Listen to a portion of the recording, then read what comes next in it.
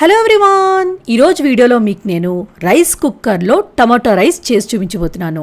విడివిడిగా చాలా బాగా కుదురుతుందండి, చాలా టేస్టీగా కూడా ఉంటుంది అండ్ తక్కువ టైంలోనే రెడీ అయిపోద్ది.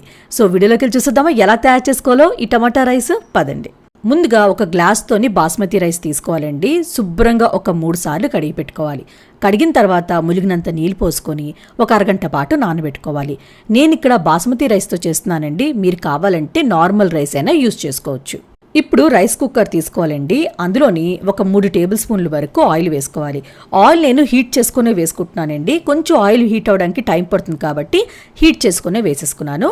అలాగే బిర్యానీ మసాలాలన్నీ వేసుకోవాలి. దాల్చిన చెక్క 1, పువ్వు, యాలకులు, లవంగిలు వేసుకోవాలి. అలాగే సాజీరా కూడా ఒక 1 టీ స్పూన్ వేసుకోవాలి. వేసిన తర్వాత 2 బిర్యానీ ఆకులు, ఒక పెద్ద సైజు ఉల్లిపాయని సన్నంగా పొడుగా కట్ చేసుకొని ఇందులో వేసుకోవాలి. ఈ ఉల్లిపాయలు ఇలా మంచి కలర్ వచ్చిన వరకు ఫ్రై చేసుకోవాలి. పింకిష్ కలర్ వచ్చిన వరకు ఫ్రై చేసుకోవాలి. ఇలా ఫ్రై అయిన తర్వాతే మీరు జీడిపప్పు యాడ్ చేసుకోవాలి. జీడిపప్పు మీకు నచ్చినంత ఎంతైనా యాడ్ చేసుకోవచ్చండి. అలాగే పచ్చిమిరపకాయలు కూడా నేను ఇక్కడ ఒక 3 యాడ్ చేసుకున్నాను, మీరు కావాలంటే ఎక్కువ కూడా యాడ్ చేసుకోవచ్చు. ఇలా మూత పెట్టేసుకున్నారనుకోండి తొందరగా ఆనియన్స్ ఫ్రై అయిపోతాయి అనమాట. ఒక 3 నిమిషాల తర్వాత మూత పెంచేసాను. చూడండి ఉల్లిపాయలు చక్కగా ఫ్రై అయిపోయాయి కదా. ఇప్పుడు ఒక 1 టేబుల్ స్పూన్ అల్లం వెల్లుల్లిపాయ పేస్ట్ వేసుకొని ఒక 30 సెకండ్స్ వరకు ఫ్రై చేసుకోవాలి. పచ్చివాసన పోయిన వరకు ఫ్రై చేసుకోవాలి. ఇప్పుడు టమాటో ముక్కలు యాడ్ చేసుకోవాలండి. నేను ఇక్కడ 3 మీడియం సైజ్ టమాటోల్ని చిన్నగా కట్ చేసుకొని తీసుకున్నాను.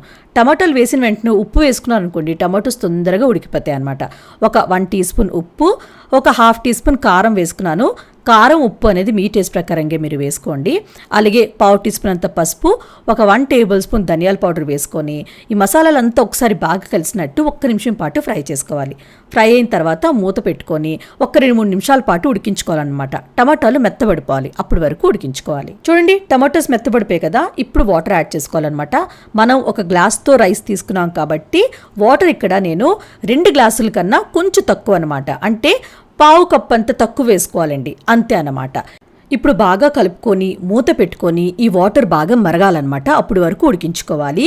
చూడండి వాటర్ బాగా ఉడికిపోయింది కదా. ఇప్పుడు ఉప్పు సరిపోయిందో లేదో చెక్ చేసుకోండి. సరిపోతే యాడ్ చేసుకోవచ్చు.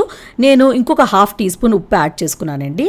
అలాగే కొంచెం కొత్తిమీర కూడా వేసుకొని మనం నానబెట్టుకొని ఉంచుకున్నాం కదా బాస్మతి రైస్, ఆ రైస్ అంతా వేసేసుకోవాలి. వేసిన తర్వాత బాగా కలుపుకోవాలండి. మనం రైస్ కుక్కర్లో చేస్తున్నాం కాబట్టి మనకి ఏ టెన్షన్ ఉండదండి. కుక్కర్లో అయితే ఎన్ని విజిల్స్ అవన్నీ చూసుకోవాల్సి వస్తుంది కదా. ఇందులో అయితే జస్ట్ మనం మూత పెట్టేసుకుంటే అంతే అనమాట. అదే కుక్ అయ్యి లాస్ట్లో వామ్లోకి వెళ్ళిపోద్ది అనమాట. అంటే మనకి వేడిగానే ఉంటుంది అనమాట ఎప్పుడు మనం అన్నం తిన్నా కూడా. చూడండి ఇలా వామ్లోకి వెళ్ళిపోయింది కదా. ఇప్పుడు నేను మూత ఓపెన్ చేశాను. ఎంత విడివిడిగా ఉంది చూడండి రైస్.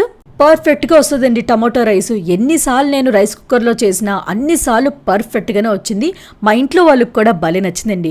పిల్లలు కూడా బాక్స్లో పెట్టినప్పుడు రైస్ ముద్దగా లేకుండా విడివిడిగా ఉంది మమ్మీ, చాలా బాగుంది అన్నారనమాట. మీరు కూడా ట్రై చేయండి, మీకు కూడా నచ్చుతుంది. ట్రై చేస్తారు కదా.